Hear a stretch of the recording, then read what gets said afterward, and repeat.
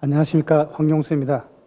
오늘 세 분의 발제를 참 잘 들었습니다. 특히 저는 그 공론화의 그 의의에 대해서는 상당히 공감하고요. 특히 아까 때까지 우리나라에서 일어난 그 공론화의 문제점에 대해서는 이영희 교수님께서 잘 짚어주셔서 거기에 대해서는 뭐 제가 특별히 드릴 말씀은 없고요. 다만 그럼에도 불구하고 이런 공론화가 저는 원자력 분야뿐만 아니라 사회 각계에 퍼져 있는 현안들을 해소하기 위한 하나의 수단으로서 앞으로도 지속될 거라고 생각합니다. 그런 측면에서 제가 아까 이영희 교수님이 아까 우리 공론화 TF 저희 같이 멤버였어요, 그때. 그래서 그때 우리가 방사선 폐기물 특별법을 갖다가 제정할 때 공론화를 갖다가 법제화를 했습니다. 그래서 이런 것들이 우리가 인파워먼트를 아까 표현했는데 어떤 권한을 부여할 때도 반드시 저는 절차적인 정당성도 중요하다고 생각합니다. 그래서 원자력뿐만 아니라 이러한 공론화, 이런 좋은 수기적 방법 같은 것들이 사회적인 합의를 이루고 갈등을 최소화하는 그 형태로서 가기 위해서는 어떤 형태든지 국민의 대의기관인 국회에서 어떤 식으로든지 제도적 뒷받침, 특히 아까 우리 스님께서 말씀해 주셨는데 이런 제도적 장치 지원들 같은 것들을 갖다가 우리가 더 해야 되지 않는 게 제 개인적인 의견이고요.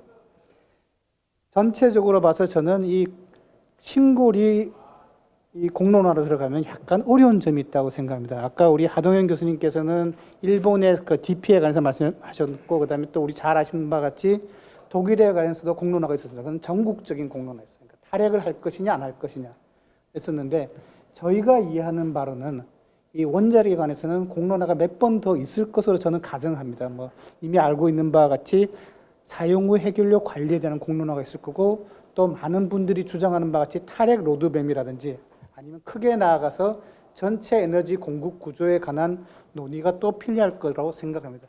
그러면 이것과 그것을 어떻게 구분하는가에 관해서 저희가 잠시 주의를 기울일 필요가 있다고 생각합니다. 거기에 관해서 저는 우리 이영희 교수님이나 우리 앞에 먼저 토론하신 분께서 잠시 설명을 드렸는데 어떻게 의제를 정할 것인가가 상당히 문제가 된다고 생각합니다.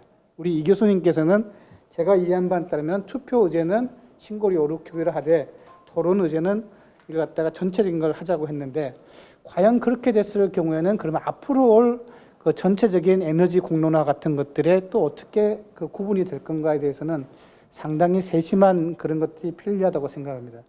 그리고 이 신고리 오류코기는 어떻게 보면은 지역 의견이 저는 개인적으로 많이 들어가야 된다고 생각합니다.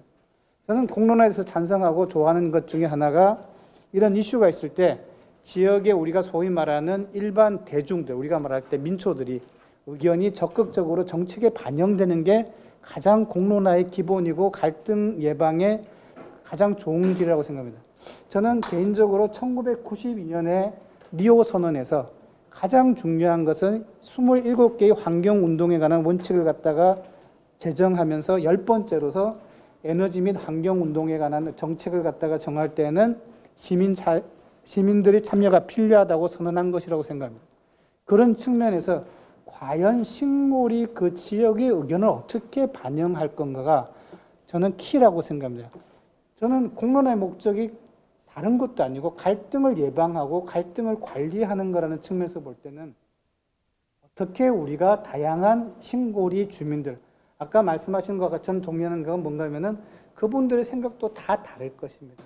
그 의견들을 어떻게 그 설문지에 집약하는가가 저는 상당히 중요하다고 생각합니다. 이게 이해 당사자들, 뭐 원전을 찬성하는 분들이나 원전을 반대하시는 분들의 의견을 모으는 것도 중요하지만 어떻게 하면 갈등을 최소화하기 위해서는 그 지역의 의견을 갖다가 반영하는가가 중요하고요. 그래서 아까 저는 이영희 교수님의 그 발제로 다시 돌아가면은 이지선다보다는 3개라든지 4개의 선택을 갖다가 하는 게 상당히 중요하다고 말씀하셨어요. 근데 그런 가운데서 어떻게 지역의 민심들을 갖다가 반영하는가가 저는 키라고 생각합니다. 이게 저는 이제 공론화가 이제 막 시작되었기 때문에 어려운 점이 많겠지만 어떻게 그냥 이걸 갖다 신고리 오류코기를 중단하느냐 마느냐가 아니라 다른 의견이 있는가. 저는 그게 우리 대통령께서 말씀하시는 국민 행복이라고 항상 생각하는 사람이에요. 한 사람 한 사람들이 자신들이 생각하는 게 설문지에 나와 있어서 이런 것들이 고려되고 공론화를 통해서 그리고 이런 것들이 채택이 되든 아니면 부결이 되든 어떤 합리적인 토론 과정을 거쳤다는 게 저는 상당히 중요하다고 생각합니다. 또한 그런 관점에서 다양한 이해 당사자들의 의견이 충분히 반영되었다고 생각합니다. 저는 이제 원자력 연구소에 나왔고 저도 이제 뭐 원자력을 전공했지만 여기 찬양하시는 분들의 입장도 있을 거고 반대하시는 분들의 입장도 있을 것입니다. 그런 것들이 짧은 시간이나마 이번 기회에 다뤄줬으면 좋겠고요. 저는 근본적으로 우리 김학도 실장님께서 아까 에너지 정책에서 잘 설명해 주셨지만 에너지 정책에 관해서는 8차 수급 계획이라든지 아니면 조만간 또 3차 그 에너지 기본 계획이 또 수립될 거로 저는 알고 있는데 그런 과정에서 충분히 토의를 하는 게 좋을 것 같고 어떻게 하면은 지역적인 특색을 갖다가 살려서 지역민들의 의견이 이게 반영이 돼 가지고 하는 게 중요하다고 생각하고요.